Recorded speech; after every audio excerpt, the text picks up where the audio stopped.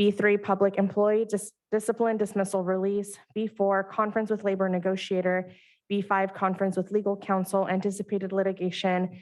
B6, conference with property negotiator. And B7, student expulsions for the June 28th, 2023 board meeting.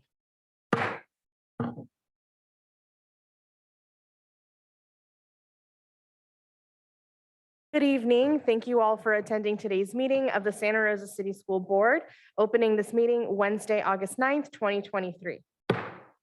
We will start our meeting with the Pledge of Allegiance. Please rise and remain standing through our land acknowledgement.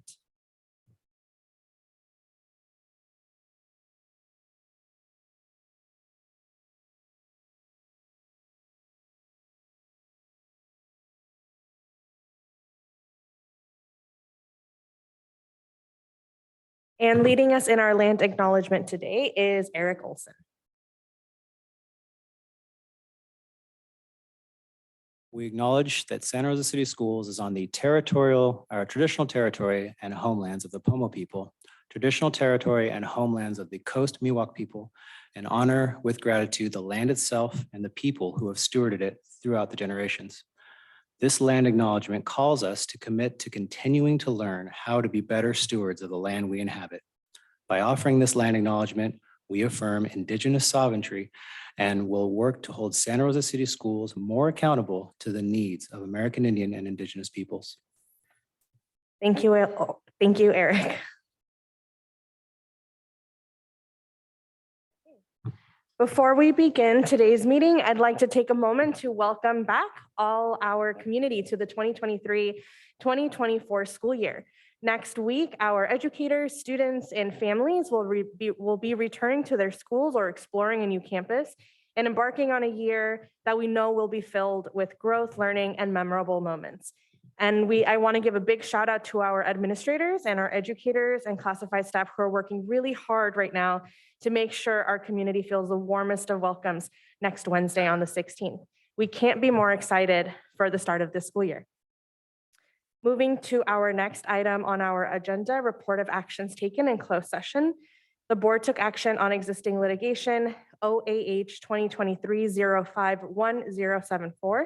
This passed 6-1. And existing litigation OAH 2023-060006 passed unanimously 7-0.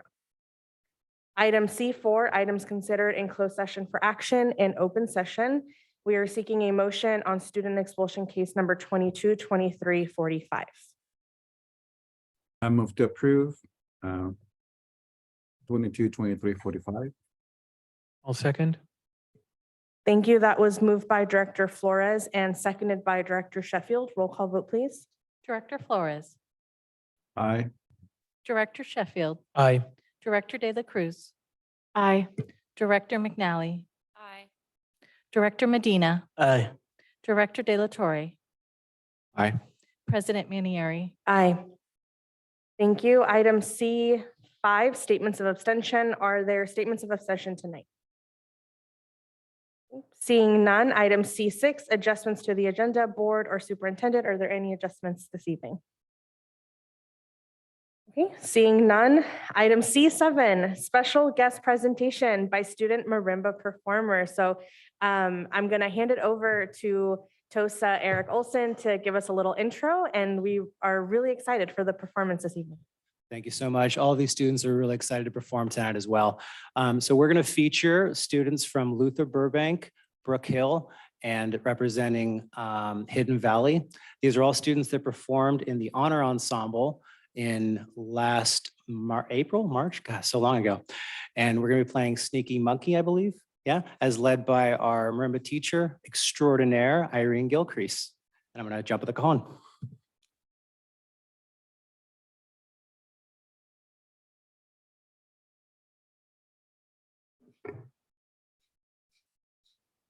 2, 3, 4.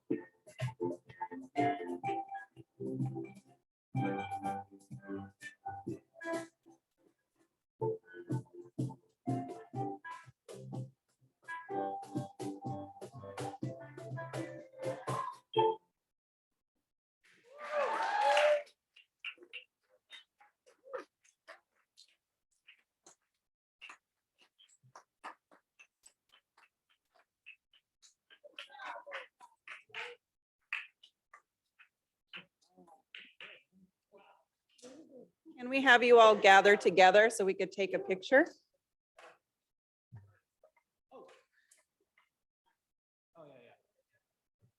Does it work? Oh, I can use that. Are you sure this looks pretty cool though? All right, I'll talk about the ones that I know at least. The cajon was based on a box, and so it's called a cajon, which I believe is Spanish for box. Sorry, my Spanish is terrible. All the marimbas are set up with little buzzers at the bottom, I believe, which is why they have kind of the bzz, bzz as you play them. I believe they're Zimbabwean style. So all of these students have been playing for a year, I believe. Since September. So they were able to get that much practice and playtime. A lot of them spend a lot of time. I remember the Luther Burbank students coming in at recess. I'm sure other schools.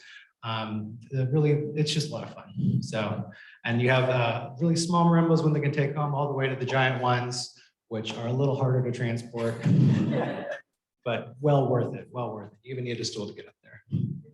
Yeah, did I miss anything? I got to talk to the experts here. Let's get a picture.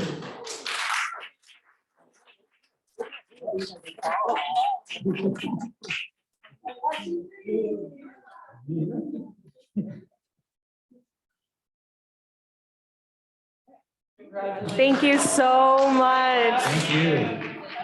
Sure, okay. Okay, we're gonna take a little recess, so they have time to take the instruments out of City Hall here, but I think we should start every meeting this way. I wish we could. We'll take just a few minutes here.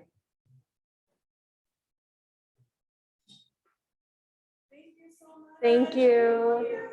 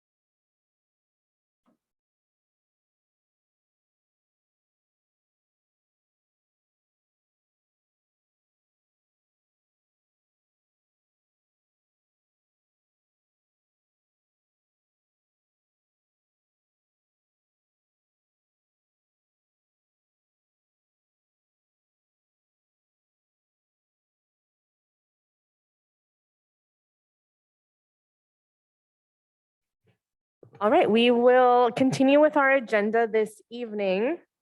Item C8, public comment on non-agenda items. At this time, we are opening it up to the public for comments on non-agenda items only. Speakers are limited to 2 minutes each. During public comment, we kindly ask that you maintain a respectful and civil tone during your comments, keeping in mind that differing opinions are welcome. Personal attacks, offensive language, or disruptive behavior will not be tolerated. Please be aware that persistent disruptions may result in a warning, and if necessary, further actions may be taken as outlined in our policy guidelines. Thank you for your cooperation in creating a constructive and inclusive meeting. And I have no blue cards, so we will move on to our remote attendees. Thank you, President Manieri. If there are members of the public joining us via Zoom and would like to comment on a non-agenda item, please raise your hand at this time. Our first speaker is Nancy Pat Broderick. And a reminder, there's a 2-minute timer. Nancy, if you're there, it's your turn. Go ahead. I think perhaps that was a mistake. Our next speaker is Adina Flores. Good evening, Board and Superintendent. I'm sure that you're aware right now, since I did send you all my article, my research regarding the illegitimacy of the COVID-19 orchestrated pandemic, has now been brought to the attention of House Speaker Kevin McCarthy, who has sent my findings to the FBI for analysis. So y'all are looking at federal prison time. Please pay me my settlement that is long overdue. I do plan on suing you personally, each and every one of you who have violated my First Amendment rights. If we want to flash back to a few months ago, Mr. Sheffield decided to make about a 7-minute speech regarding my fiance and myself, and then incite racial slurs by wearing a raccoon mask. Nobody forgot about that. It's still very public knowledge. So I'd appreciate if we could just cut me my check. We can all be done with this. How much money do you guys launder every single day? Ms. Dela Cruz and Ms. Manieri, how much money did you give Raíces Collective through the county equity office? I continue to be right. The feds are involved. Please cut me my check. Thank you so much. God bless. Thank you. Our next speaker is Shelby Pryor.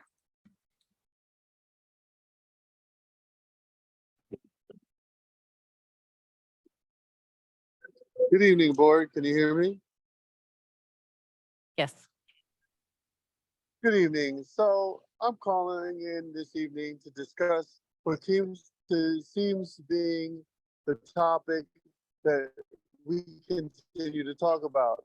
You guys continue to keep giving yourselves money out of the pockets of the taxpayers in order to go ahead and maintain your luxurious lifestyles. Ms. Dela Cruz got ran up out of where she used to live because of the fact that she basically turned her back on her people. We can continue to sit here and act like we're not doing these things, but you guys are full of baloney.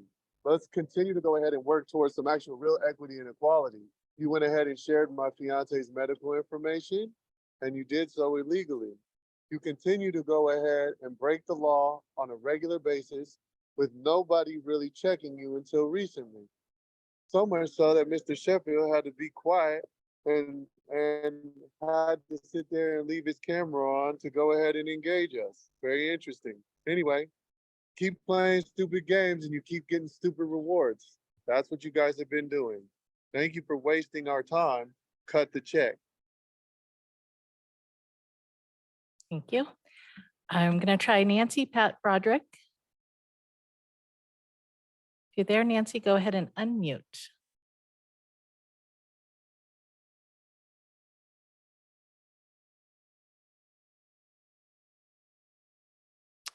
Okay. Our next speaker is Maria. Maria, if you can please state your full name for the record.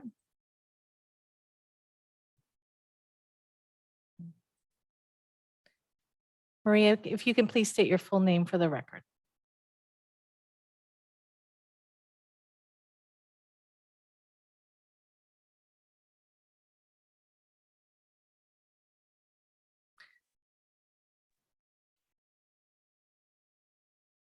I'm not sure if we're having connectivity issues or the people at home, but I am not able to get Maria. I'm going to try one more time. Maria, if you're there, can you please state your full name for the record? It is your turn to speak.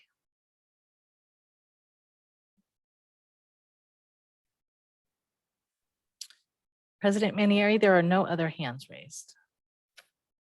Thank you, Melanie. Is there a way to check whether or not we're having connectivity issues before we move on?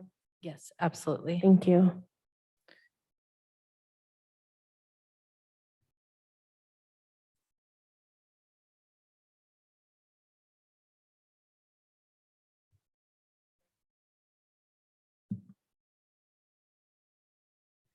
Maria, if you're there, go ahead. 2 minutes, please.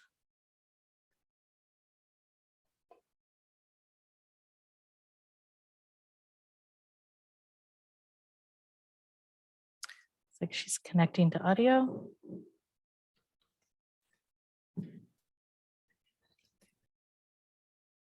Maria, go ahead and unmute. It is your turn to speak.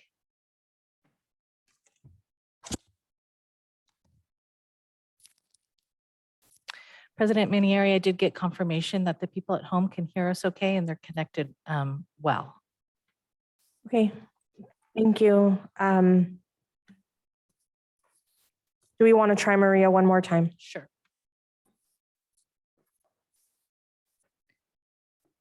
Maria, if you're there, please unmute.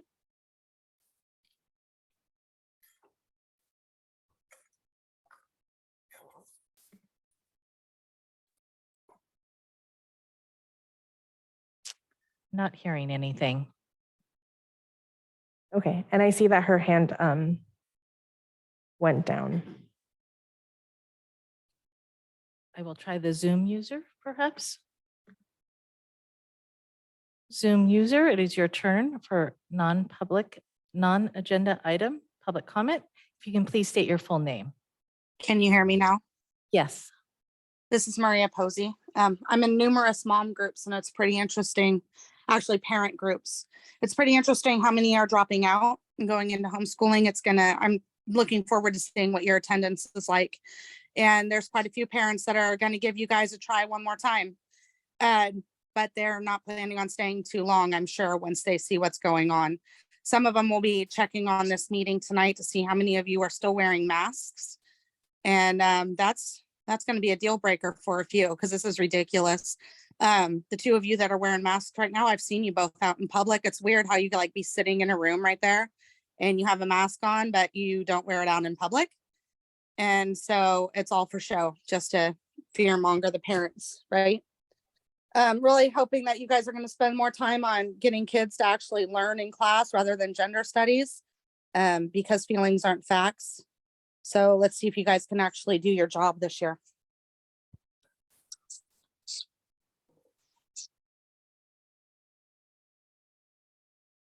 Thank you. President Manieri, there are no other hands raised. Great, thank you. At this time, we'll move on to our reports for the evening. The first is from California School Employee Association, CSEA Santa Rosa 75. I will hand it over to President Mary Lehman.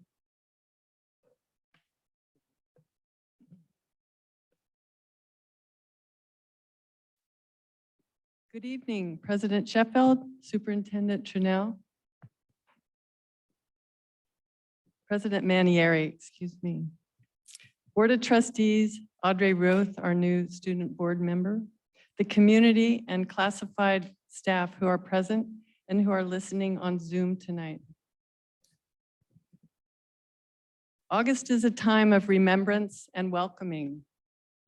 In remembrance, we want to thank those who have held the district together for the last 10 years or more. Cindy Brennan and Renee Jackson. Without you, we would not be working here today. We thank you for your tireless service to all our classified staff, administration, and teachers. We appreciated your dedication to getting things done and your positive, I love my job attitude. It inspired those you encountered. Hopefully your positions can be filled with the same. Kesa Anamark will be missed too for the support she gave not only to our restorative specialists and campus supervisors, but to all of us she worked with. Now to welcoming. Let's welcome everyone. 3 new admin promotions, 3 admin new hires, 37 new teachers, 4 rehires, and 7 new classified. Tonight, we would like the board to support the approval of the action items 3 and 4, the tentative agreement and MOUs negotiated with the district in June. Our members are returning to school this week and next week, so we will host a discussion meeting Tuesday evening, August 22nd, and hopefully ratify these items Wednesday, August 23rd. Thank you to those who participated in those negotiations. The new school year is about to begin. The students return in 5 days. Everything is changing again. New administrators, new principals, new teachers, new substitutes, new students, and new classified support staff. The teachers are returning to their classrooms, and we are told the district office is moving. We are still recovering from the floods, the fires, post-COVID, and a school tragedy. Now we add the big move to this list. Change is always difficult. Let's try to embrace it. Here's hoping we can continue to be adaptable and resilient. Let's take each day at a time and enjoy this journey together. CSEA, our Classified Schools Employees Association, welcomes everyone back to school. Our motto, we make a difference. Our mission, to improve the lives of students, families, the community, and our workforce. Help us do that. Thank you. Thank you, President Lehman. Next is Santa Rosa Teachers Association SRTA report, and I will hand this over to President Catherine Howell.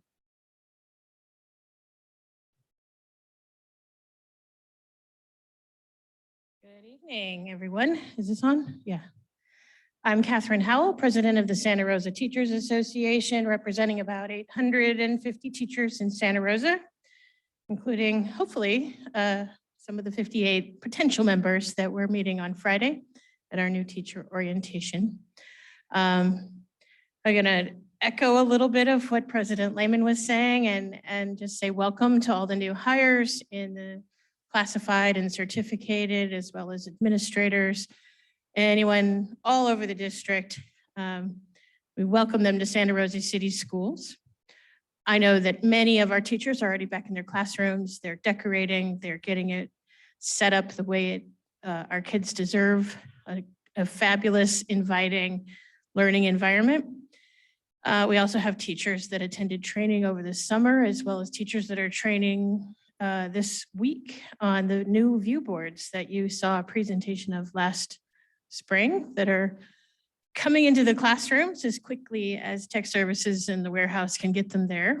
I understand there's a little bit of logistics with the warehouse already being full of other things that need to be distributed as well. So, but we're definitely looking forward to that. Our teachers are looking forward this year to more safety with all of the new positions that were created by the LCAP.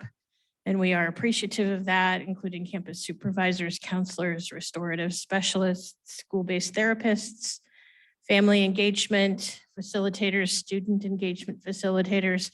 We think all of these positions, when filled, will make a huge difference in the atmosphere, the safety of our campuses. But it is a little bit of a concern whether they'll be filled, whether our teaching positions are filled. We have huge numbers of vacancies all over the district of teaching positions that aren't filled yet, and some burned out teachers, because the last few years, the solution to that has been to just ask teachers to work more than full time, which doesn't work out great for anybody, the kids or the teachers. And it certainly isn't the best that we can give our kids. So there's a lot of challenges going on, but we also have some good things that we're looking towards. We're looking forward to working with the district on the new VAPA monies that are coming in to create programs and ways to use that new funding, new ongoing funding, to really encourage students into the visual and performing arts, as well as hopefully giving our elementary teachers an opportunity to have a little bit more than 2 hours worth of prep, because their students might be having an actual art teacher. These are some goals that we need to talk about and work on. We're also looking forward to working with the district on the community schools implementation grant, or we're just have a planning grant so far, but once it's planned, we're hoping to get a real collaborative and equal partnership in the community schools implementation grant. So we're looking forward to those things and looking forward to a great school year. Thank you. Thank you, President Howell. Next is superintendent report. Thank you, President Manieri, members of the board, those who are with us in person and online.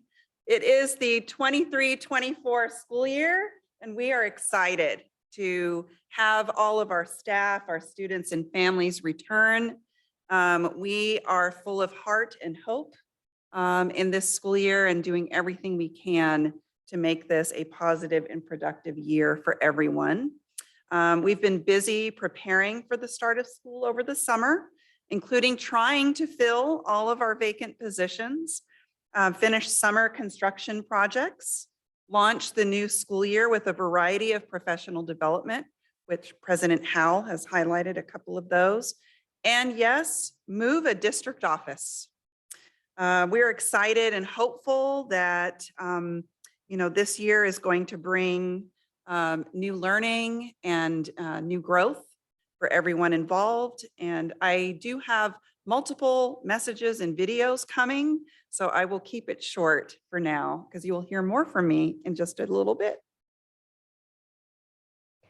Thank you, Superintendent Tranel. And I echo that enthusiasm. Thank you for bringing that to your report. The next item is Board President Report. I have nothing to report this evening, which brings us to item D5, Board Member Reports. Are there any board members who have reports? I see Director De La Cruz and Director De La Torre. I had the amazing honor and privilege of marching 40 miles with incredible people, including Santa Rosa City Schools parents and teachers and students. On Saturday, Sunday, and Monday, we walked from Petaluma to the Federal Building in San Francisco to ask for Congress to pass HR 1511, which would update the registry, which would allow for 8 million Americans to apply to adjust their status and create a path to citizenship for many, many, many of the people in our community who currently struggle with such a broken immigration system with such little change in the last 40 years.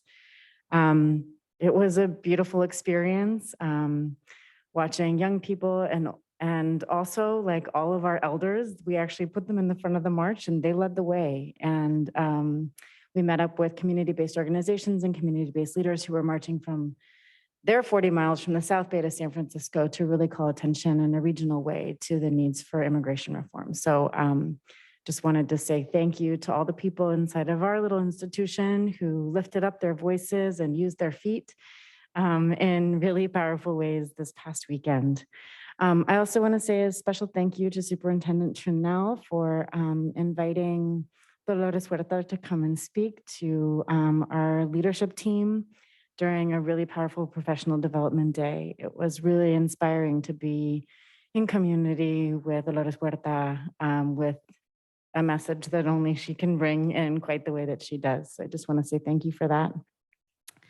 And if you are curious about how you can support asking our congresspeople to pass HR 1511, please let me know. I have a really handy dandy code that you can use to send your letter. Thank you. That's it. Thank you. Director De La Torre. Thank you. Good evening. I just wanted to use my opportunity as a board report to welcome back all of the students, families, all of our staff, administrators, teachers, certificated, classified, and really use this as an opportunity to share a message with the students. Go into this year brave. Go into this year courageous. Go into this year with confidence. Know that you are going to stumble and make mistakes, and that's what education is all about, to learn and to grow. And above all else, be kind. Be kind to each other. Be kind to those around you that are helping with your education.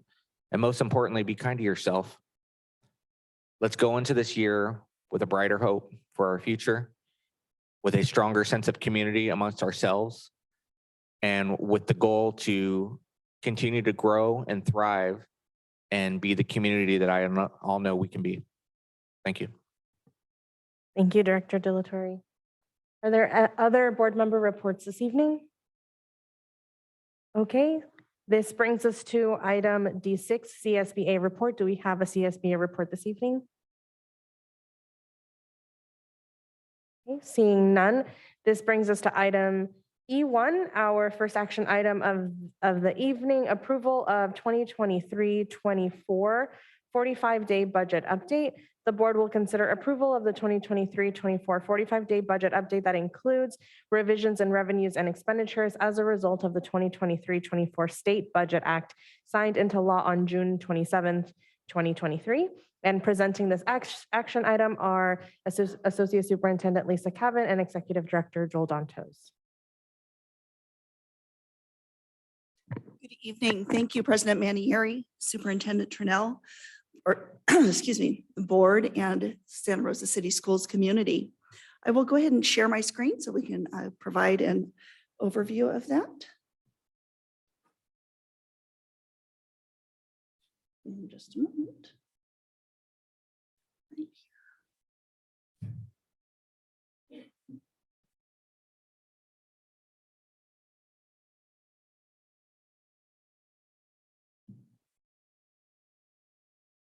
My apologies, I'm having an issue getting that to share the right.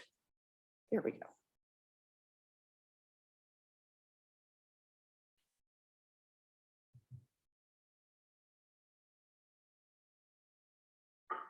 Thank you for your patience. My apologies with that.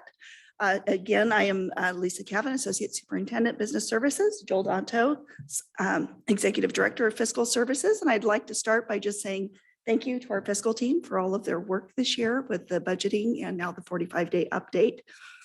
Just a reminder about where we are in the process is that we are at the time after the budget is adopted in June, the state adopts their budget. And then we have 45 days to provide an overview. It's information only regarding to the board about how the state budget impacts our budget and the changes versus what we had budgeted for. So for example, things like spending that were not affected, that would not be covered in this, like our COVID funds, ESSERS, ELOG, unless there were changes to the state budget about that. So it'll be actually a brief overview of just some high level items. And just statutorily, we're required to provide the update.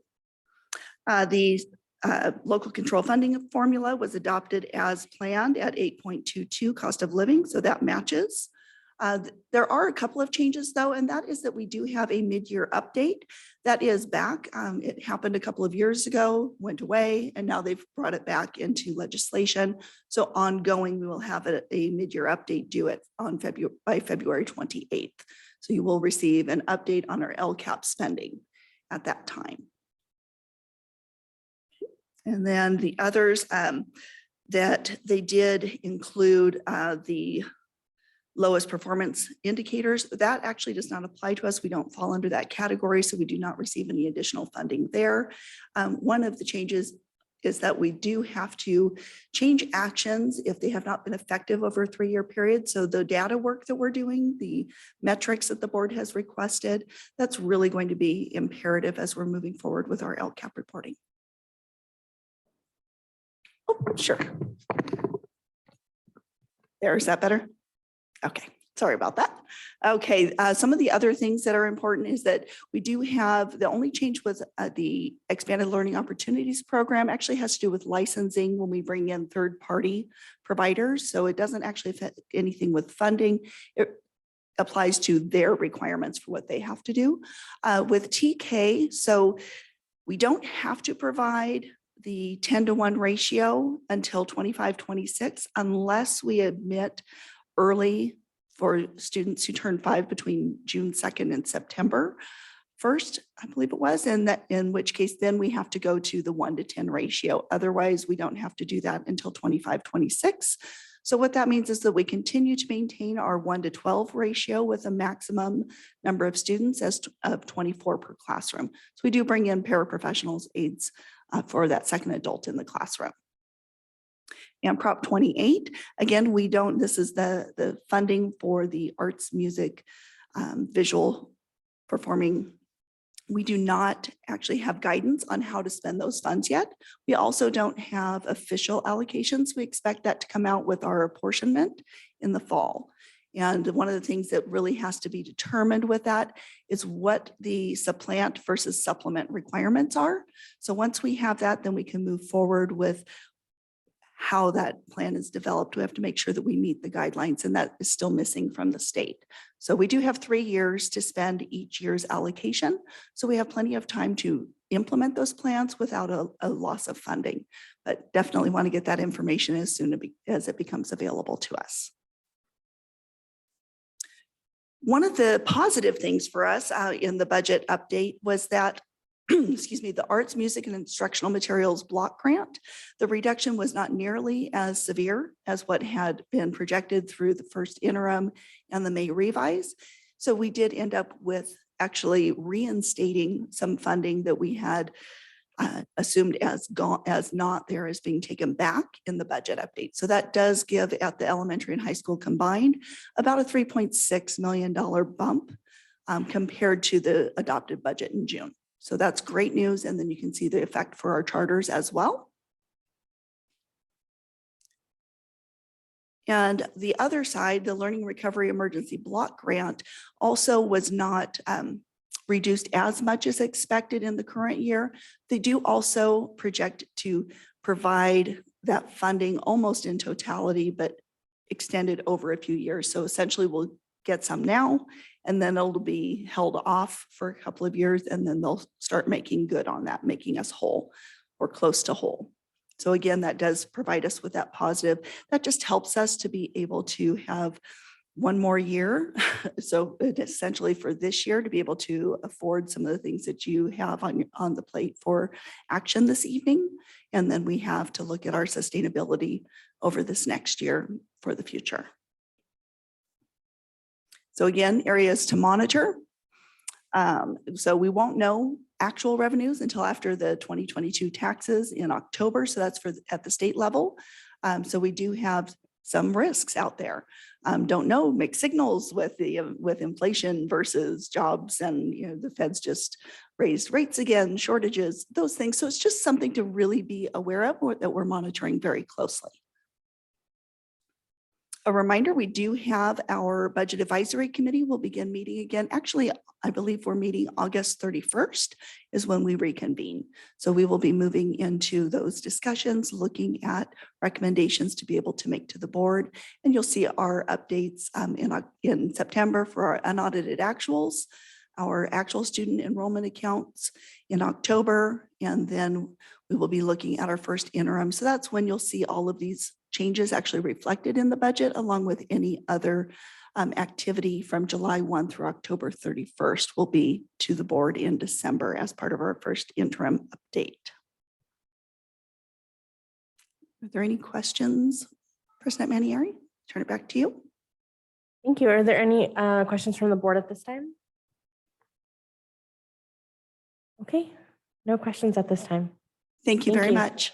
I have a question. I raised my hand online. as Oh, well. sorry, Ever, go ahead. I think you answered this last time, but I know our COVID funds expire this year. Do we have any of those funds left? And if so, they were not listed in this report at all. So does that mean we don't have any of those funds left? No, it just means that they weren't included because they weren't affected by the budget adoption. So those will actually be in the first interim update. You'll see the spending of those. They do have to be spent, the remaining funds, by September of 24. And so we do have that planned in our expenditures in the current year to be able to spend those down. So that will offset expenditures in the general fund to make sure that we can actually meet our 3% threshold, as well as the increases that have been given over the last few years and continued program implementation. So there were several things in the LCAP that are still funded through ESSER funds and things of that nature. You did mention ESSER funds, but not COVID. Okay, thank you. Yeah. That explains it. Thanks. Okay, thank you. Director Medina? I have two questions. First, you mentioned the 3-year ineffective LCAP thing. I don't know if we've looked, but is there anything that we're at, like there's been 2 years of ineffective on anything? And if you don't know now, is that something that will be brought to us at some point soon? Sure. Unfortunately, I would not be able to answer that at this time, but when we bring the mid-year update in February, it will cover some of that information as far as that's a time for us to evaluate the effectiveness. This is the third year in our LCAP plan, so we actually have to rewrite the plan this year for next year. So it's kind of built into the process right now, and that 3-year evaluation metric is, when we go forward in writing the new LCAP for next year. And the second question was around, I think it was like all that big change in like the arts funding. Were there any programmatic changes or class changes that we made to start this year that because of this, you now have to adjust something, or what happened to address that loss of income? And what are we doing to adjust, or what are we able to do? Essentially what it does is, because we would have been looking at, it essentially reduces the amount of cuts we have to make in the short term. So because it's one-time funding, it was really, we had originally planned for it to pay and carry forward the costs of programs and raises and things that have been given over the last few years. That was a lump sum of money that we were able to spend towards those. And so we would have had to be looking at ways to offset that. So it was, if you looked at our, when we presented our multi-year projections, the dollar amounts that were projected as deficits or shortfalls in the coming 2 years were higher than what they are now.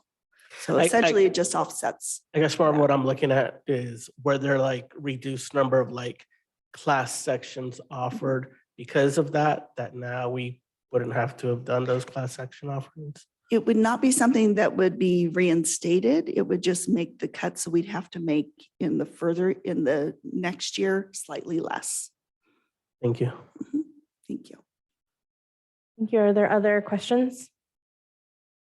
Just have a question on clarification. So we're going to actually have our next budget update will be after the October state tax. So this will be in December, but then we'll also see you in February after. I guess February is for the mid-year update. Just want to make sure I got my timeline correct on this. Yes, so in December, that is it's the activity between July 1 and October 31st. The governor won't have his actual budget out yet, but we'll have an idea okay. of where those tax revenues are coming in at. So that'll give us a clue on what that January budget proposal may look like, if we're tracking correctly or not. Okay, got it. Thank you. Thank you. Other questions? Yeah, I mean, it's not necessarily a question, but a request that I've asked us several times before. And we're going to have the unaudited actuals from last year, right? In our next update. Yes. Yes, that is correct. And we will be bringing forth the comparison for several years at that time. Thank you. You read my mind. All right. And at this time, we will take public comment on action item E1. I have no blue cards, so we will move on to our remote attendees. Thank you. If there are members of the public joining us via Zoom and would like to comment on item E1, please raise your hand. President Manieri, there are no hands raised. Thank you. This is an action item and comes back to the board for any further discussion or a motion. Move to approve. Second. Thank you. That was moved by Director Flores and seconded by Director Medina. Roll call vote, please.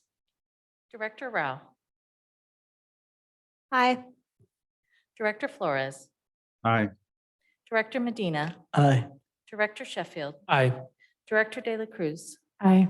Director McNally. Aye. Director De La Torre. Aye. President Manieri. Aye. Thank you for this presentation. Thank you.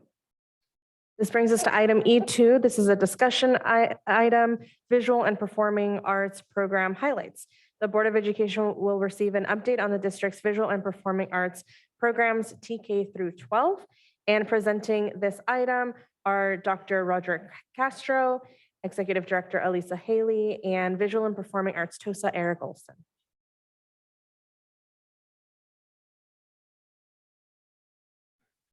Good evening, President Manieri, members of the board, Superintendent Trinnell, members of the board. and the students, staff, and community of Santa Rosa City Schools, making tonight's presentation on the highlights of our VAPA programs. Our Executive Director, Lisa Haley, Eric Olson, and Irene Gilgrace. Thank you.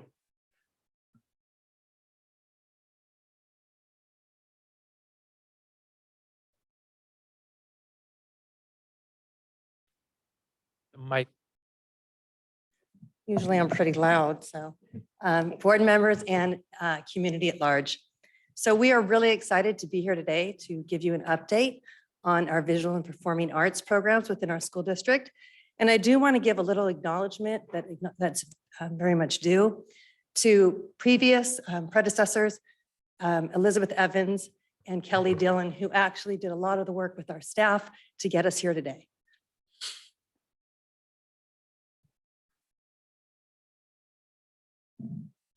The arts are an essential element of education, just like reading, writing, and arithmetic.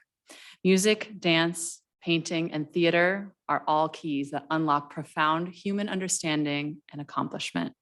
Quote from William Bennett, former U.S. Secretary of Education. I'm going to give you a little timeline of where we've been and where we're going. So in 2017, we were able to receive a grant from the expanded to expand our elementary music program. You will hear about this more later. In 2019, we received another grant from Creative Sonoma, and we began to craft a VAPA plan and framework. In 2020, with the need of our elementary expansion in our music program, we were able to secure a 40% TOSA and to support it. In 2021, the need was so great, we really wanted to make sure that it actually was a continuum K through 12, and we're able to expand them to 1.0, which leads to last year, another grant, which began a committee that formed to begin a strategic arts plan. So our elementary students all receive in our traditional schools, grades 1st through 6th, 1 hour music instruction. All of our 1st through 3rd graders get 2 30-minute classes with their site music teacher. And then our 9 music teachers all go to multiple schools during the week and do 1 hour breakouts with all of the sections you see up here: vocal music, digital music. Last year, I was privileged enough to sit in and teach strings and guitar and clarinet and trumpet at a number of schools. So it's been a lot of fun. The students choose which classes they want to take. They're with their grade-alike peers. All of our SDC classes are mainstreamed, and all those students have those choices.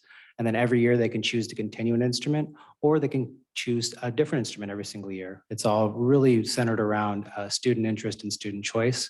The biggest thing is we have, thanks to that grant that Elisa mentioned, instruments for every student. Everything's in our library catalog, and we have rooms upon rooms of brand new trumpets and trombones and guitars and so on and so forth.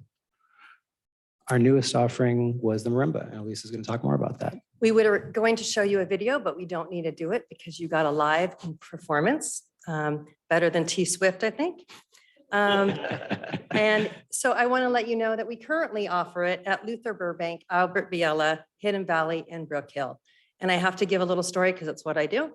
I was walking through Biella Halls one day and I heard the beautiful sounds that you heard earlier. And I thought, oh, what is that? And I walked in the classroom and there Irene was, and every child was engaged. And it was very exciting. And so being able to expand with new quality help, teachers, we talk about hiring quality teachers. Well, we're getting more and more, and it's just incredible, and we're able to keep them. And we're looking to expand marimba to all of our elementary school sites.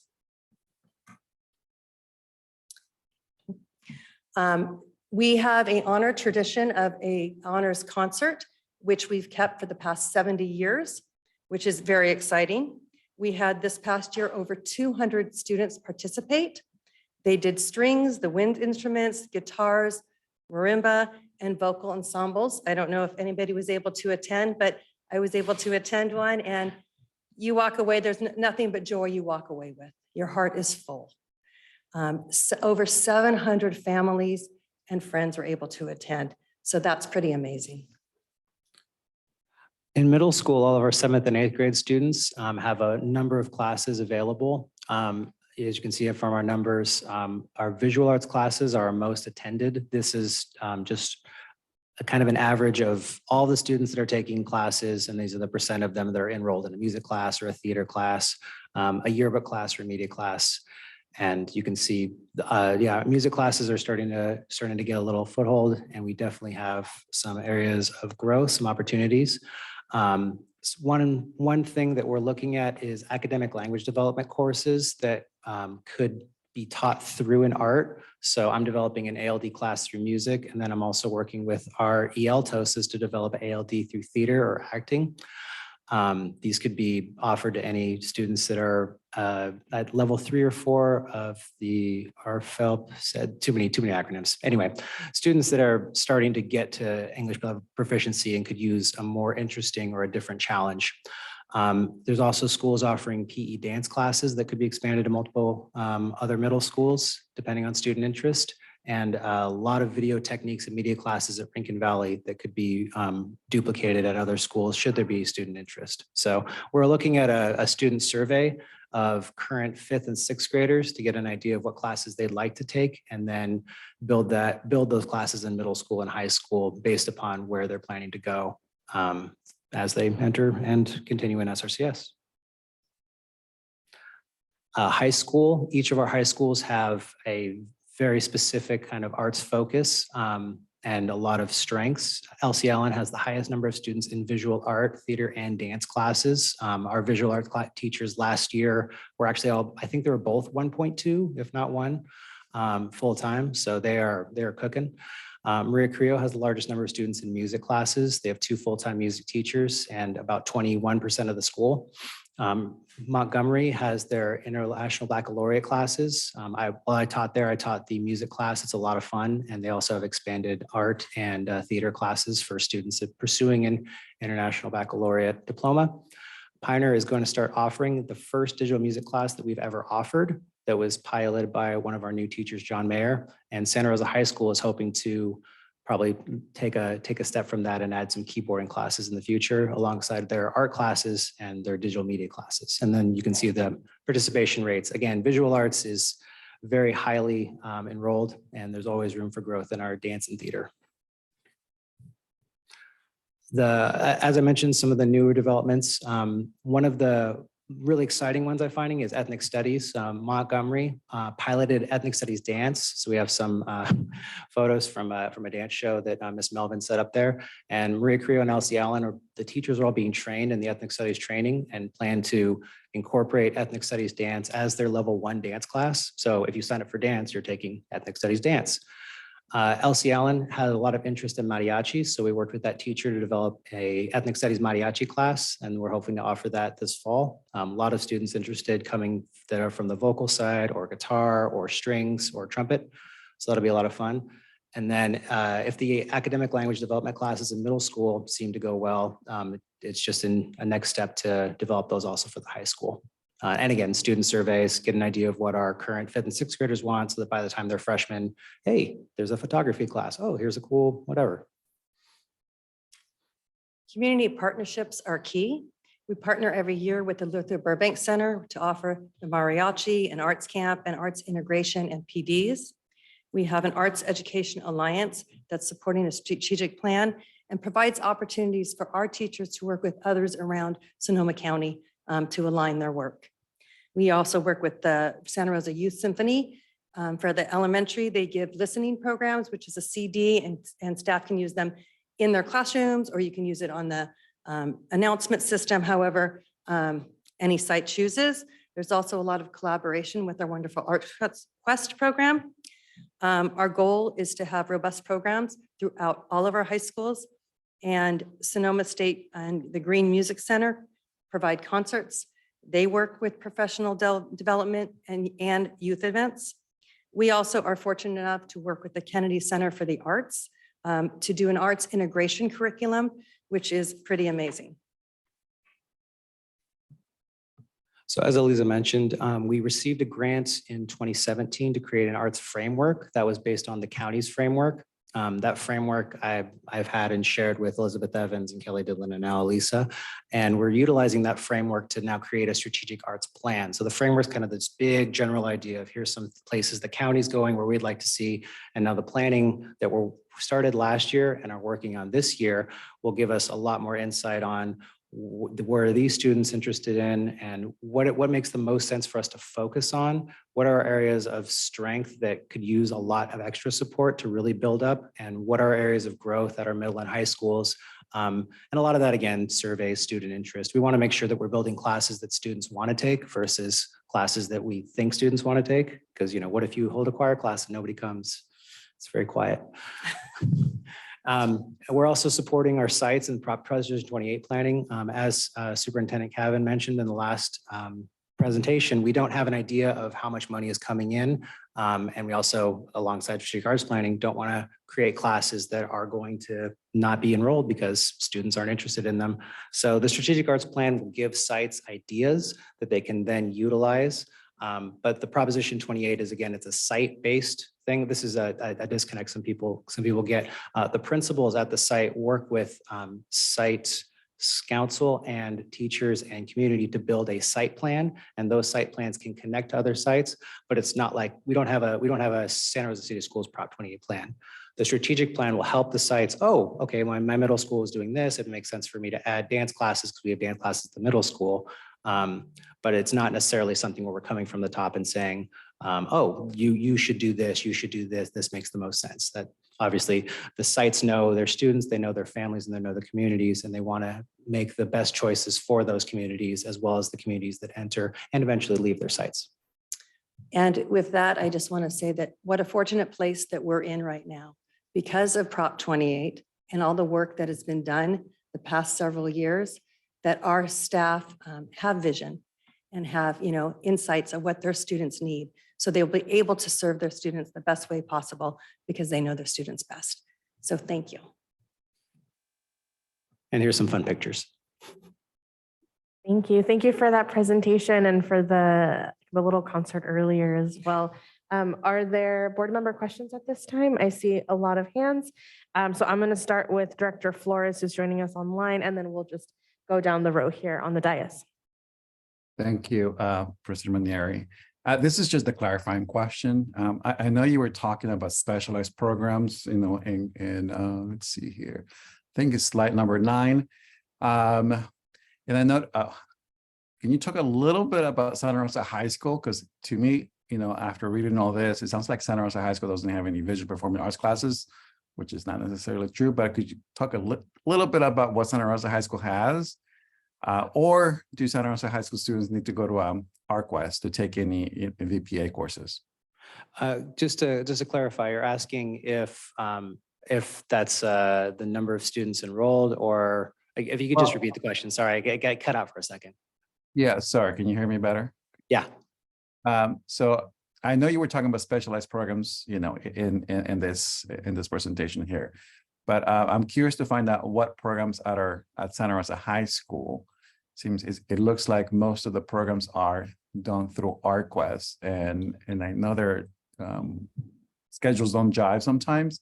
So how are Santa Rosa High School students able to take ArcWest courses? Is that a problem? Or it's not unique to Santa Rosa High School. In my time at Montgomery, also talking with all the chairs at our middle and high schools, a number of students have difficulty scheduling art classes for a number of reasons. Some have extra classes they have to make up. Some have an inability to get into a specialized program like ArtQuest, and so they don't have access to the full set of it. And some students don't have space in their schedule. They have 6 periods and they're unable to take a 7th period because our schools are unable to offer a 0 period or find a time for that. We're hoping with the arts plan to highlight a lot of these and bring them to the attention of the schools so that the schools can start to work with the students and work with the community to see what makes the most sense for them. And to be honest, I'm still trying to understand. This is my second year as the TOSA, and I've been really focused on elementary music because we've been down a teacher the last 2 years. So now I have a chance to go into all the high schools and really understand the scheduling, work with the vice principals, and start to make sure that every student has a chance to get into kind of a floor of classes, if you will, access to an art class, and whatever the school deems is important for that to be set up. But again, I don't believe that district leadership wants to create blanket policies or ideas for any of that. We want to make sure that every school is offering what the best thing that they can for their population and their school and their students based upon what those students and populations are asking for. Got it. I mean, but the other question, and I think I know the answer to this, is that San Jose High School, they do have VPA courses, correct? They have. Yes. Okay. Thank you. Yeah. Thank you. Thank you, Director Flores. Director Medina, did you have your hand up? No. Director McNally. So I am really excited about the academic language development through the arts classes. As someone who has taught ELD and theater, that's something that's just like a dream come true to me. So I was wondering if you could talk a little more about how that's being developed, like who is involved, are there teachers that are developing that? And then also like who would be the students who those classes would be available to? So again, it would be for middle school students who are level 3 or 4. And again, this is not my area of my expertise. I'm working with a lot of our EL TOSAs in developing that. And so our multilingual services is playing a huge part in the development of these courses. So that would be the answer to the first part of your question. I'm working with them to bring the art side of it and make sure that it's at the end of the day, they're still creating art, they're responding to art, they're performing art, but it's also an ALD class. So the bulk of it's being written by them and it's hitting all of their standards and it's making sure that these students are prepared to take, well, I forget the name of the test, I apologize. The LPAC, thank you. I was talking about that so long ago. So are ready for the LPAC level 3 and 4 to move on. And then one of our EL teachers I'm working with is a former theater teacher as well. So they're very interested in that. So we've made a huge progress with our music class, and we're hopeful that after 2 years of development, this is the year we can finally start to offer it. We have teachers that are interested. It's just a matter of making sure that everything lines up. Thank you.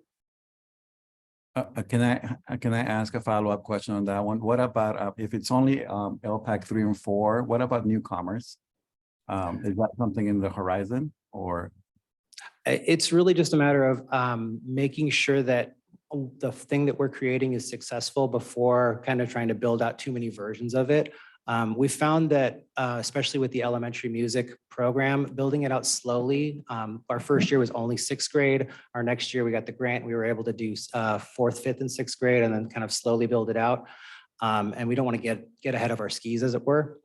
So if we find this is very successful, and perhaps the ALD course could be open to any student that's interested in music or an alternative music or theater course.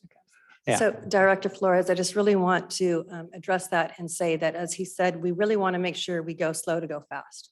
And we want to make sure things are done right for our students developing the coursework. So yes, that would be a great opportunity. We want to make sure all of our students have all opportunities and no doors are closed. Thank you. Thank you. Director De La Cruz. I'm really thrilled to hear about the plans to make sure that each site has an opportunity to work with its communities to decide, what works for them. I'd also love to understand how we're going to be equitable in making sure that, probably not equitable, but egalitarian in the way that funding will be shared across sites. It can be difficult to engage working parents. And so, there may be schools that are in places where folks have more opportunity and more privilege to come out for site planning. So I just want to understand a little bit about how we'll structure accountability around making sure that even if we don't have robust engagement, how we'll make sure that those sites also get significant amounts of attention and resources and ability to kind of set their own path. So really, that's going to be coming down to what the state is allotting and what that looks like. And so I'm going to leave the funding source part to Assistant Associate Superintendent Lisa Caven. But as far as what you're saying, building the plans, and you're asking, I'm going to interpret a little bit, that you're asking how we're going to get voice from the families. I think that's really key. I think it's so important to invite our DLAC and our ELAC, right, into presentations. If it means surveys, if it means going, at different nights. So getting the feedback from students as well, because it's important. Once again, we always stress about, voice and choice. So what a great opportunity for students to say, hey, my younger brother was doing this, I want in, and build programs for what their needs are and their wants are, because then they're going to come to school and be engaged. And as Dr. Castro always says, connection through content. I think the other question I had is, I'm really thrilled to see the way Prop 28, is very clear around saying like, this is about funding staff. So much of the arts work in our schools, because of cuts and because of lack of funding, has gone to fund independent contractors for kind of ad hoc, efforts to fill in the blanks. So I'm just wondering, and many, many, many thanks to the arts educators in our district who bounce around to multiple school sites, and do we have any idea how many arts teachers we would be able to hire and how many sites would have dedicated arts educators? I don't. So when that all becomes available, I think that'll be something that definitely can present. Thank you. I can just highlight that the funding, you were mentioning equity. So the funding is going to be based on each school's enrollment. So within that, each school will have their own plan. Yes, it is supposed to be primarily used for staffing. One of the things that we have discussed is if the schools wanted to collectively think about having individuals who serve multiple schools in a certain pathway, for example, or a certain type, because we still have to rely on proper credentials of these individuals who will be teaching these courses, right? And depending on the types of activities that we want to offer, that might provide some unique certifications that we might want to share across schools and not just hold at one. So once we understand what our total allocation and how the state will allow us to move forward with those allocations, we'll work with our sites. We will definitely be supporting them in the design of their plans and giving them any support that they need. We'll also do some cross connection across sites so that each other knows what they're doing if they want to create a matriculation or other types of approaches so that we're spreading the wealth. Thank you. Director Sheffield. I guess I wanted to continue on maybe the equity line of things and with the surveys that are administered. And I love that we're using these surveys in each site to build on the students' interests and where and how they want to develop their own programs.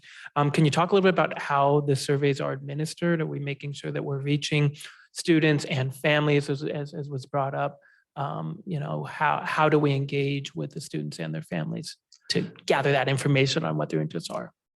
We have some basic surveys set up that I'm going to be working with Executive Director Haley to get out to families. And I think we have a lot of channels of communication. We have all of our family engagement coordinators at our elementary schools and our middle schools and our high schools.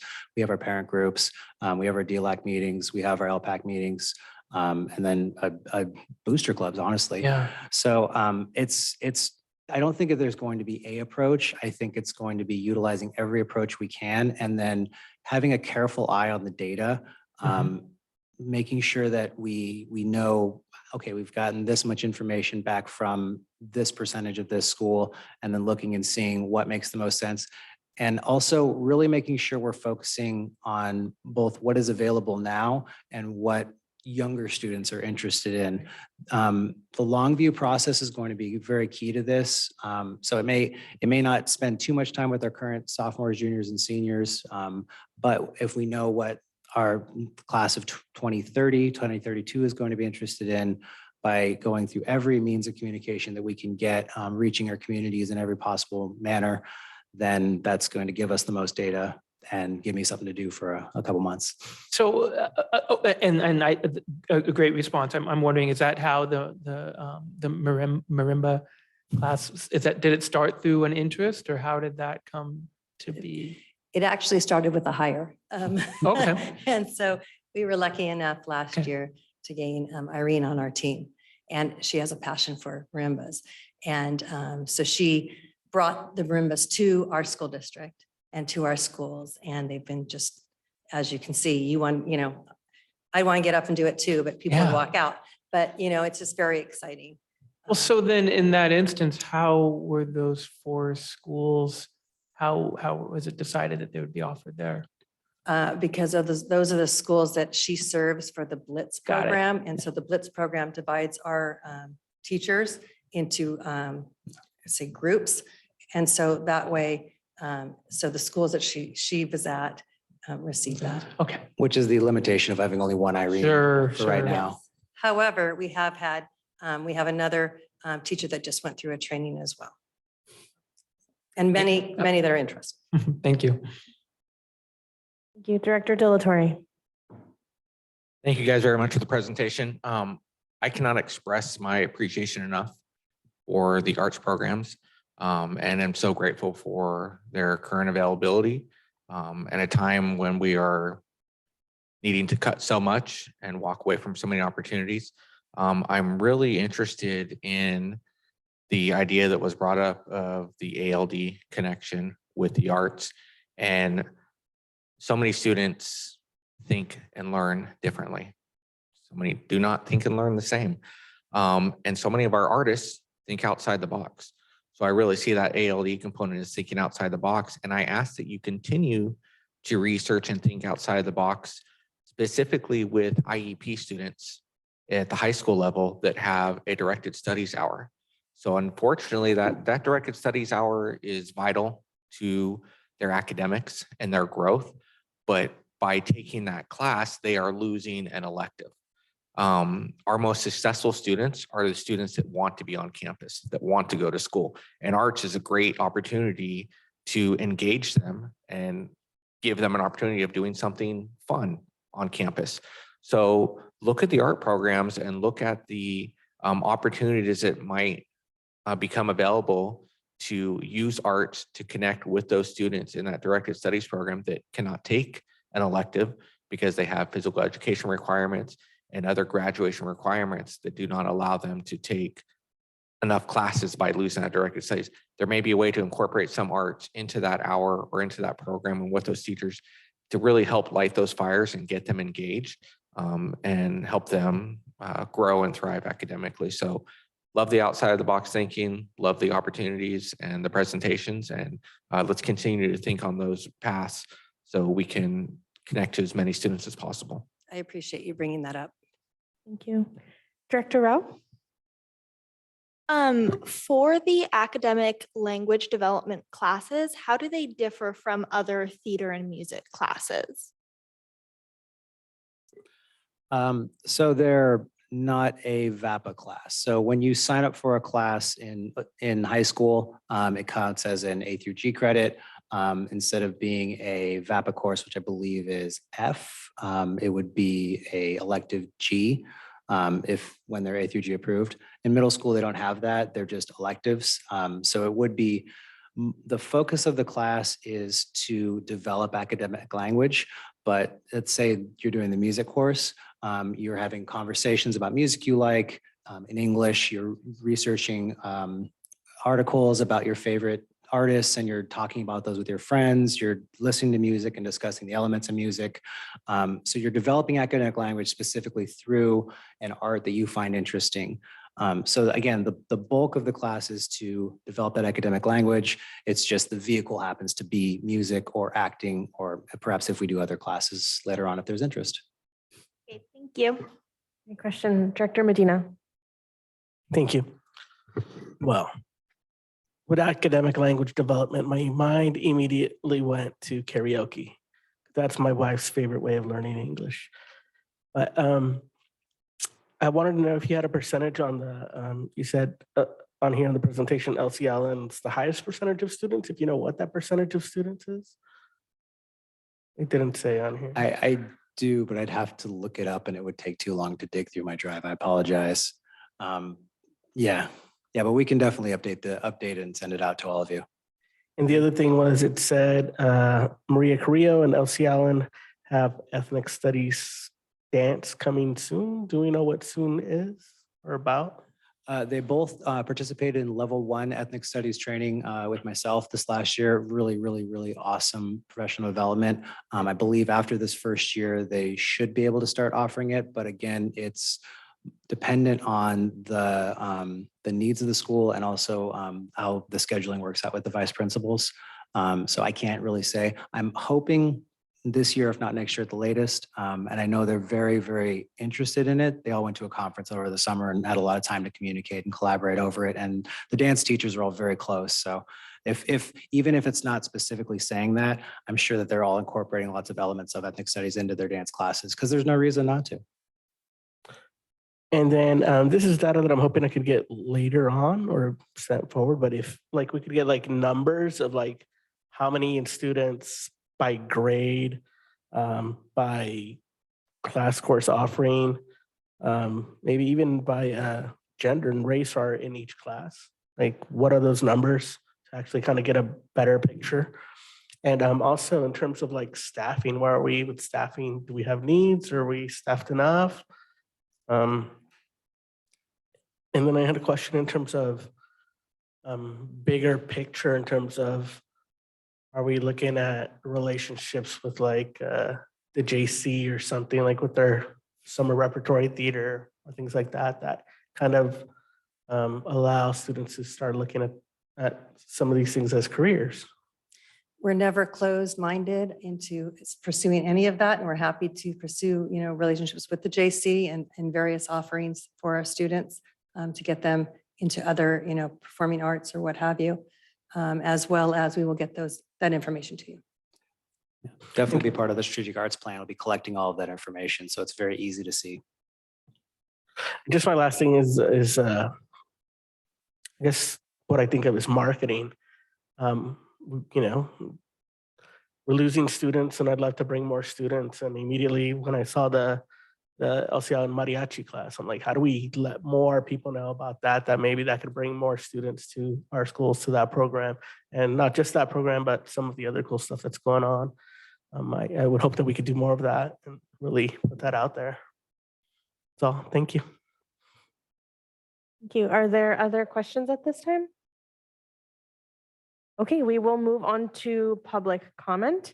I have no blue cards, so we will move on to our remote attendees. Thank you, President Manieri. If there are members of the public joining us via Zoom and would like to comment on item E2, please raise your hand. Our first speaker is Margaret Boone. Good evening. I just wanted to say how great it is to see so much happening in the arts. For me, high school was a real struggle with anxiety and things, and art was the one thing I had loved. I took at least 2 art classes every year. And for my students, the ESN students, it's one of the only electives that's actually accessible. We do PE and art and green construction, and we have tons of kids in the art classes. So I'd love to see more visual arts everywhere. Thank you. Thank you, Margaret. President Manieri, there are no other hands raised. Thank you. This is a discussion item, so this comes back to the board for any further discussion. Okay, well, thank you very much for your presentation. Thank you for all your work to bring arts to our district, and we look forward to hearing from you again. Thank you. This brings us to item E3, the next action item on the agenda, approval of California School Employees Association, Chapter 75, 22-23, number 10 MOU regarding recruitment and retention signing bonus. And presenting this action item is Assistant Superintendent of Human Resources, Dr. Vicky Zanz.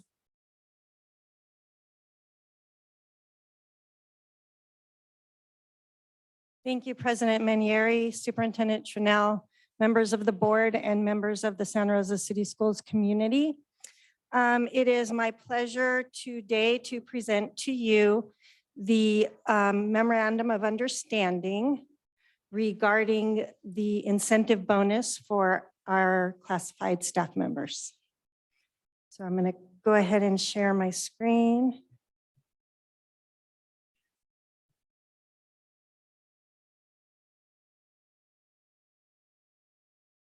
Okay, and there we are. So this MOU is the same as the one from last year.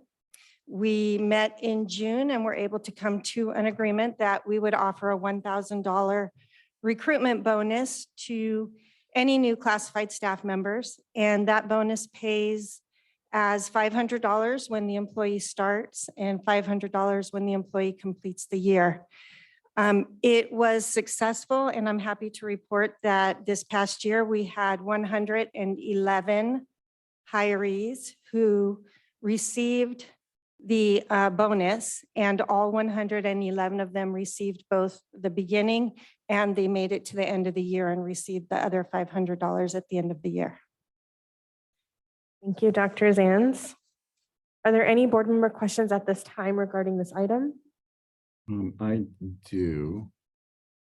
Am I muted? No. Can you hear me? No, go ahead. So 111 hires, that's perfect. Do we have the number of the year before to compare the difference or no? I don't have that number with me. I'm sure I can get it, but there were 111 this past year that received the bonus. We did not have the bonus prior to that. So it would be a little bit more difficult in terms of the computer program to figure out how many new hires, but I can get that information for you. I mean, I just want to see if, how successful it was from the year before. So, but it sounds like it was successful and the retention rate sounds like it was perfect. So thank you. But I mean, if you can send that information over, that will be awesome. Thank you so much. Director Delatorre. Do we know out of that 111, are all 111 continuing for year 2? That's a good question. I anticipate that the majority of them are. However, I would need to go back through name by name and verify. I don't have that information with me, but again, I can come back with that. Just since it's something new, it'd be kind of good to see if it was just the bonus that got them to us for a year, or if they enjoyed their experience and got what they felt fulfilled as employees and are continuing their employment with us. Thank you. Are there other questions at this time? Okay, we will move on to public comment. I have no blue cards, so we will move on to our remote attendees. There are members of the public joining us on Zoom and would like to comment on item E3. Please raise your hand. President Manieri, there are no hands raised. Thank you. This is an action item and comes back to the board for any further discussion or a motion. Motion to approve. Second. Thank you. That was moved by Director Delatorre and seconded by Director De La Cruz. Roll call vote, please. Director Rao. Aye. Director De La Torre. Aye. Director De La Cruz. Aye. Director Sheffield. Aye. Director McNally. Aye. Director Flores. Aye. Director Medina. Aye. President Manieri. Aye. Thank you. And thank you, President Lehman, for your partnership on this. This brings us to item E4, action item approval of California School Employees Association, Chapter 75, 23, 24, number 1, tentative agreement regarding salary schedule increase and schematic list of classifications. I'll hand it back to you, Dr. Zanz. So during the time when we conducted the negotiations to reapprove the MOU for the signing bonus, we also were able to come to an agreement regarding an increase in pay and benefits for our classified union, the CSCA. And the tentative agreement that we agreed to offers an 8% salary increase across the board to all CSEA members, as well as an 8% increase in benefits to all CSEA members. In addition, at the same time, we in the past had two separate units. We had CSEA 75, and I believe the other one was 357. And through the course of several years, we've been able to combine all of the jobs into the CSEA 75 schematic. The last of those jobs were also brought together during this past negotiations. And so here you also see the schematic of the new salary ranges for the employees that were on the old salary schedule. Dr. Zanz, you're sharing the MOU from the bonus. If you could please either switch or stop sharing. Oh my gosh. Thank you. I switched it on my screen. It didn't switch for you guys. Let's see.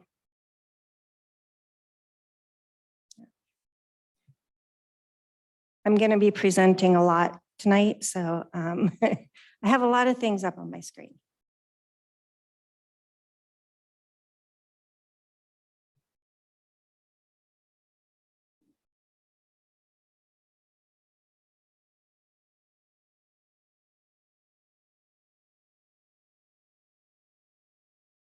There we go. Now we're all looking at what I'm talking about.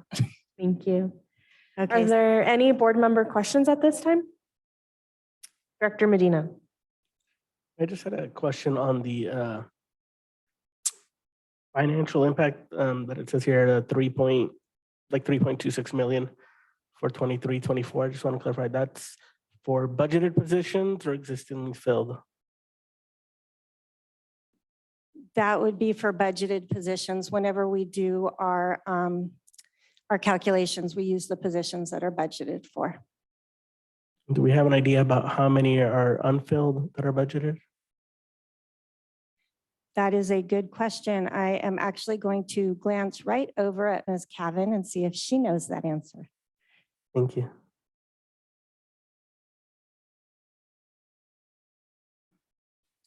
No, at this time, because we're at the beginning of the school year and still filling positions, we don't have that percentage yet, but we can bring that back at a later date. Thank you. Thank you. Director Flores. Can you hear me? Yes.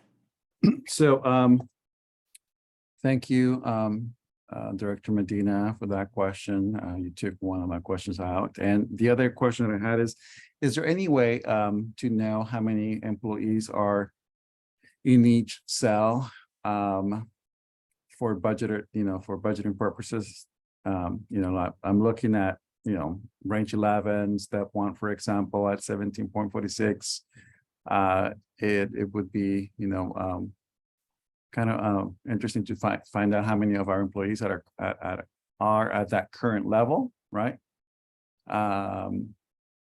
Just for informational purposes only.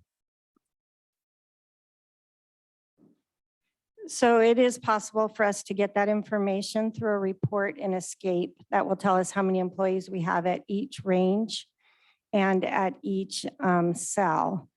That would be a report that I could run for you and bring back to you. That would be awesome. Thank you so much. Are there other questions at this time? Okay, at this time, we will move on to public comment. I have no blue cards, so we'll move on to remote attendees.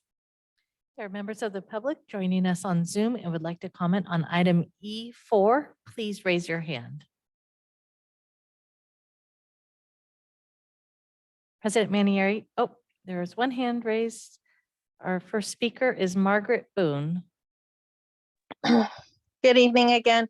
I wanted to say that I was pleased to see that a decent contract was reached for these super important employees.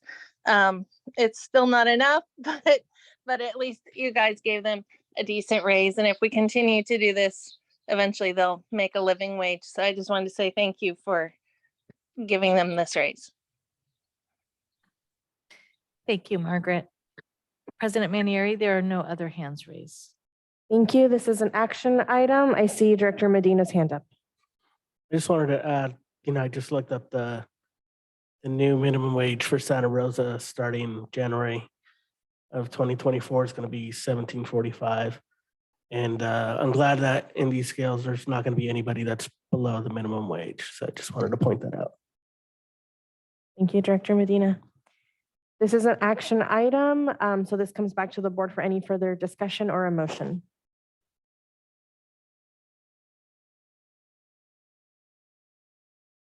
Move approval of the CSEA tentative agreement regarding salary scheduled increases and schematic list of classifications.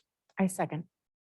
Thank you. That was moved by Director Sheffield and seconded by Director De La Cruz. Roll call vote, please. Director Rao, Aye. Director Sheffield. Aye. Director De La Cruz, Aye. Director McNally, Aye. Director Flores, Aye. Director Medina, Aye. Director De La Torre, Aye. President Manieri. Aye. Thank you. This brings us to item E5, Declaration of Need for Fully Qualified Educators.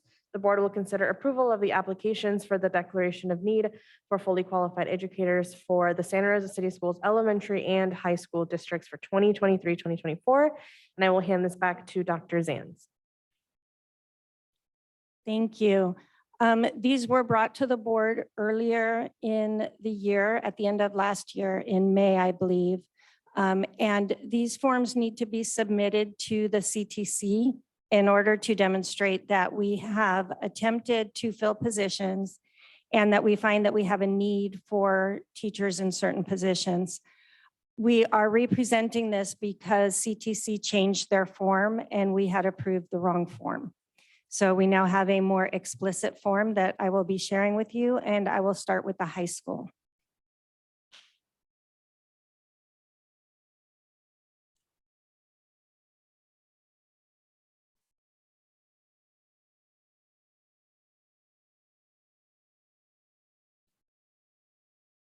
Okay, so yay, we're looking at the right thing.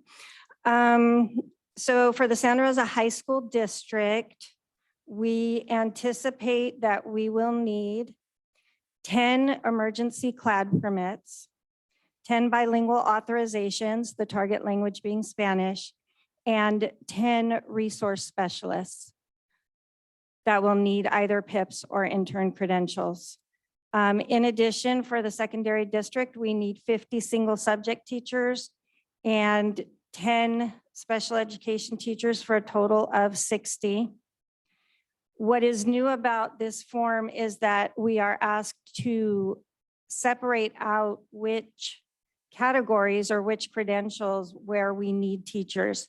The information here is based on what our need was last year and the positions that were either filled by limited term assignments or provisional intern permits, or were not filled at all.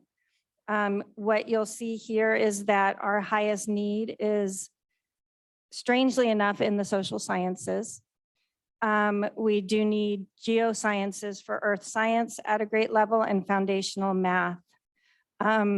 If you were to add all of this up, you will see that it does not actually add up to the 50 that it says here. I believe it adds up to 46. And the reason for that being that we also have to account for classes such as AVID and other courses that are not on this list and they don't offer an other category. So if you add it, it won't add up to 50, but we are in need of about 50.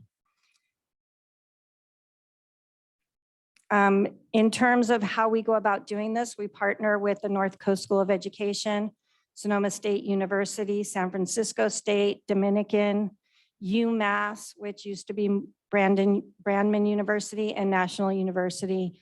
Among others, we have a few kind of one-offs that we have MOUs with also to provide intern credentials. And that's it. Thank you, Dr. Zanz. I see Director Flores' hand up for question.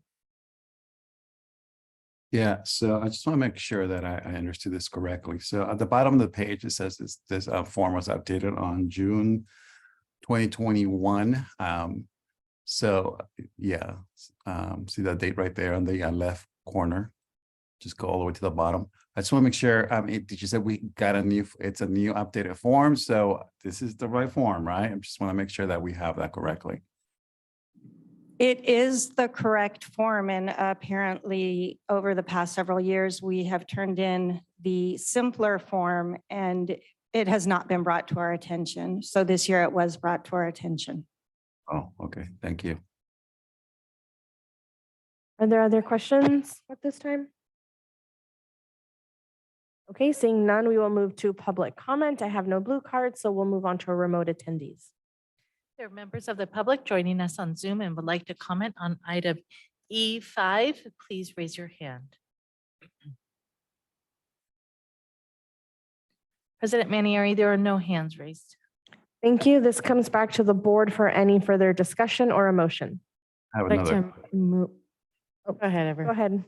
It's the question. So I just want to make sure that since we submitted the wrong form for a few years, these other folks these other forms don't have to come back to us because it will be moot at this point because these folks are long gone. I just want to make sure we're in the clear. We are in the clear. I have confirmed that with SCO. Okay, thank you. Thank you. I'd like to move the approval of the applications for the declaration of need for fully qualified educators for the Santa Rosa City Schools, elementary and high school districts for 23-24. Second. Thank you. That was moved by Director De La Cruz and seconded by Director Medina. Roll call vote, please. Director Rao, Aye. Director De La Cruz, Aye. Director Medina, Aye. Director Sheffield, Aye. Director McNally, Aye. Director Flores, Aye. Director De La Torre, Aye. President Manieri. Aye. Thank you. This brings us to item E6, our first PIP of the evening, approval of provisional internship permit application, otherwise known as a PIP, for Anna Flores Tyndall, and I will hand it over to Dr. Zanz. Thank you. So our first PIP of the 6 that I'm bringing to you this evening is for Anna Tyndall Flores, who is applying to be and has been selected to be an elementary school teacher at Cesar Chavez Language Academy.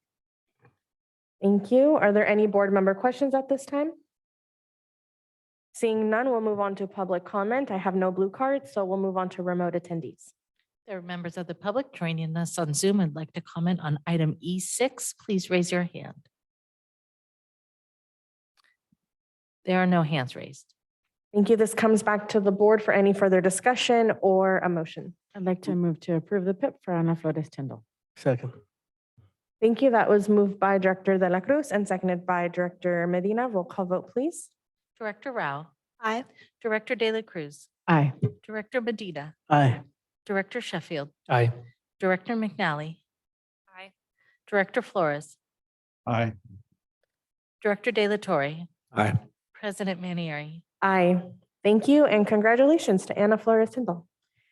Item E7, approval of provisional internship permit application for Kira Hilke. Thank you. Kira Hilke also is a multiple subject teacher, multiple subject elementary school teacher, and she will be teaching at the Arts Charter. Thank you. Are there any board member questions? Seeing none, we'll move on to public comment. I have no blue cards. There are members of the public joining us on Zoom and would like to comment on item E7. Please raise your hand. President Manieri, there are no hands raised. Thank you. This comes back to the board for any further discussion or a motion. Move to approve the provisional internship permit application for Kara Hilke. I'll second. Thank you. That was moved by Director Medina and seconded by Director Sheffield. Roll call vote, please. Director Rao, Aye. Director Medina, Aye. Director Sheffield, Aye. Director De La Cruz, Aye. Director McNally, Aye. Director Flores, Aye. Director De La Torre, Aye. President Manieri. Aye. And congratulations, Kira. Item E8, approval of provisional internship permit application for Taylor Chandler. Thank you. Taylor Chandler is applying for a provisional intern permit as an educational specialist, mild moderate, and she will be teaching at Maria Carrillo High School. Thank you. Are there any board member questions? I have a question. So it just dawned on me. Are we keeping any of these folks, after they get their credentials, or are these folks going to other districts? Out of curiosity, if you don't have that information, that's quite all right. But it'll be interesting for us to know if they're staying with us or not. I can tell you that anecdotally, in my time working in human resources, the majority of the teachers that we do offer PIPs to do stay with us for the long haul. The attrition rate for teachers that have PIPs is not any greater than the attrition rate for teachers who come to us fully credentialed. Thank you. Okay. Seeing no other questions, we will move on to public comment, and I have no blue cards. There are members of the public joining us on Zoom and would like to comment on item E8. Please raise your hand. There are no hands raised.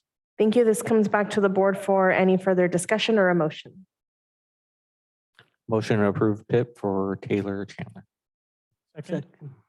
Thank you. That was moved by Director De La Torre and seconded by Director Sheffield. Roll call vote, please. Director Rao, Aye. Director De La Torre, Aye. Director Sheffield, Aye. Director De La Cruz, Aye. Director McNally, Aye. Director Flores, Sorry. Aye. Director Medina, Aye. President Manieri. Aye. Thank you and congratulations, Taylor. Item E9, approval of provisional internship permit application for Lucero Guerrero Sanchez. Thank you. Lucero Guerrero Sanchez will be teaching Spanish at Santa Rosa High School. And she's a single subject Spanish. Thank you. Are there any board member questions? Okay, seeing none, we'll move on to public comment. I have no blue cards.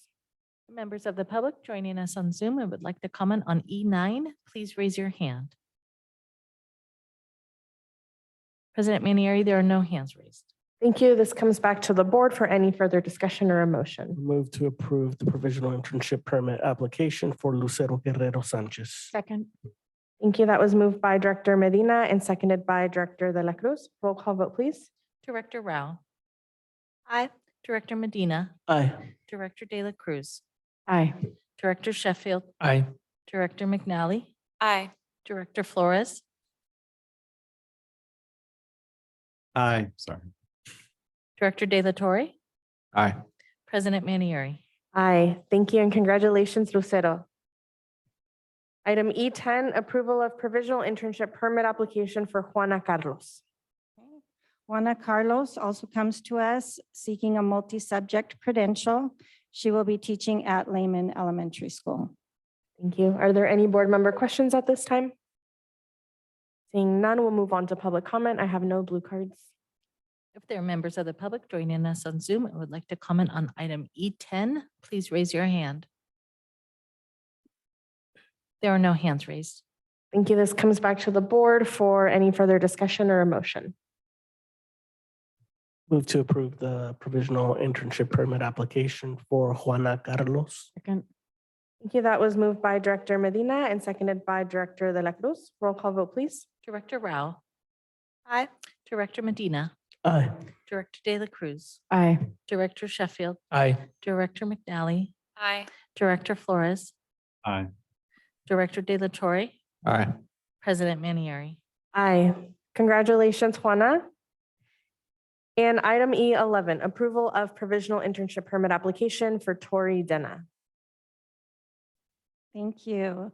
Tori Denna will be teaching, she'll be receiving an educational specialist intern credential, and she will be teaching the Mod Severe class at Burbank Elementary. Thank you. Are there any board member questions? Seeing I- none. Oh, go ahead. So I think I've asked this question before, but especially for someone like this, what sort of support services is she getting for to teach, like mod to severe our mod to sev class? So all of our teachers on intern permits receive mentor support. They also receive support through North Coast School of Education. And I believe Mr. Mazzara is going to share what other supports they receive. In addition to the supports that Director Zans or Assistant Superintendent Zans just mentioned, we've also working this year with a contract to add additional time with North Coast using one of their mentors that's retired. One of the hesitations and difficulties we have is when we use existing teachers for mentoring. While it's real time and real issues that are in the rooms, they can't be side by side because, of course, they're teaching. So now we're working with North Coast to bring in some other additional retired teachers who can actually spend side by side time. So we're basically going to be doubling for special education teachers, doubling their North Coast time, which is 4 hours a month, and we'll double that with another assistant person. And on top of that, we use my partner, Sonia Randrup, coordinator. She does weekly trainings and drop-in trainings for teachers after school so they can get some real-time training and questions answered. And then the third level is they have department meetings. So each elementary RSPs or high school RSPs, they'll have department meetings once a month where they also get the work and the assistance of a leadership person, probably the department chair. So just to follow up, thank you, Director Mazzara. Are they in charge of IEPs or do they get support for that? Say the last part. What about IEPs? Are they in charge of their caseloads? I mean, to do all the IEP paperwork or do they get extra help? Because I know IEPs can be very. They do. Okay. They do. And I think that's one of the advantages of both what Sonia Randrup's able to do. We set up those initial trainings. So just as an example, tomorrow morning, we have a new special ed teacher training alone, which is in advance of HRs having their new teacher training where we walk through the basics, set them up in the system. Then we organize their case managing schedule. So when they have their first IEPs, somebody is there with them, walking them through the system and process around that. We also use school psychologists that are embedded in the programs to also help walk them through.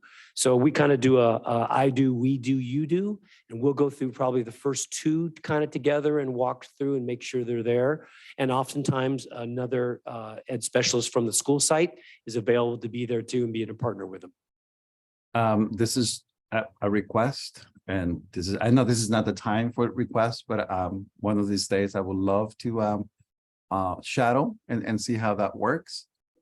Just to see, if I can bring that up to another school district. If you can find some time, I will be more than happy to come in and shadow one of these days to see what they do during those IEP and how they get support. And how yeah, we would love to bring you in. At an IEP, obviously, we'd have to get permission from the family to have somebody as part of the team, but no, I think that's a great way to observe. Thank you. Thank you. Are there other questions at this time? Seeing none, we'll move on to public comment. I have no blue cards. There are members of the public joining us on Zoom and would like to comment on item E11. Please raise your hand. There are no hands raised.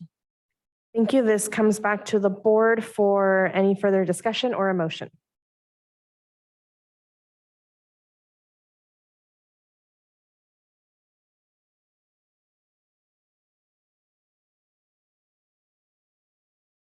So motion to approve the provisional internship permit application for Tori Dina. Second.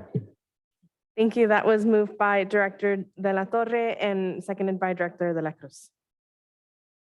Roll call vote, please. Director Rao. Aye. Director De La Torre. Aye. Director De La Cruz. Aye. Director Sheffield. Aye.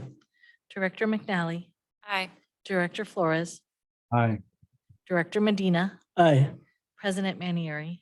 Aye. Thank you and congratulations, Tori. Thank you, Dr. Zantz, for bearing with us.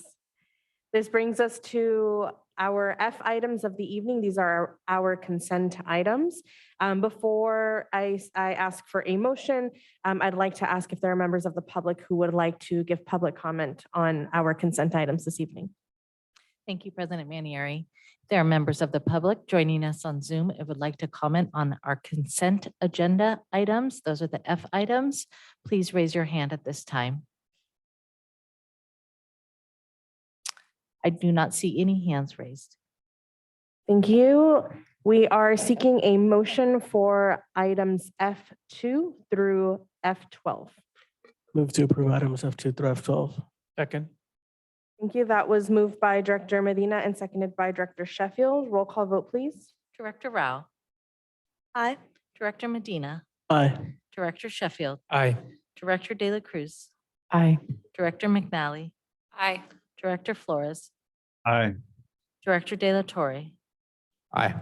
President Manieri. Aye.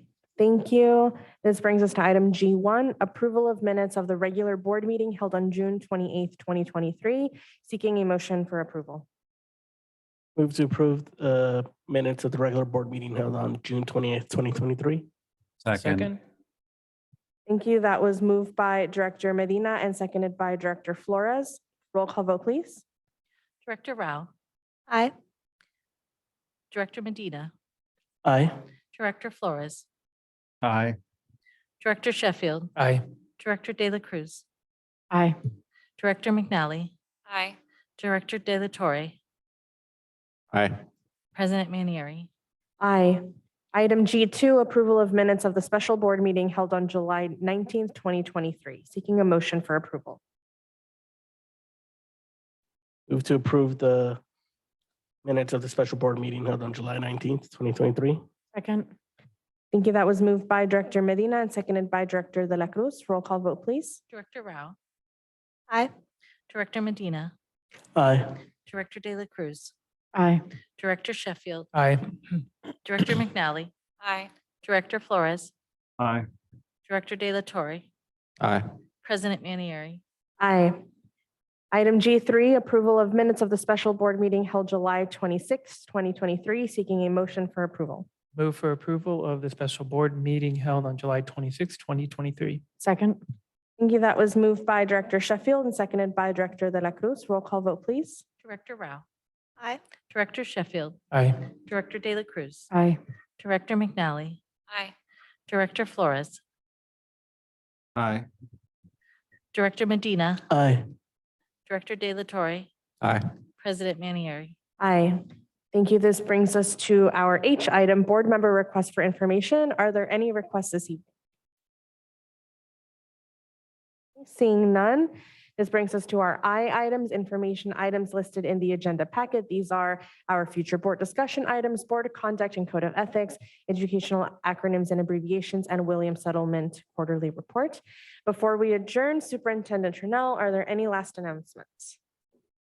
Thank you, everyone, for joining us this evening. Thank you to this board, and we're looking forward to a great school year. Thank you. Meeting adjourned.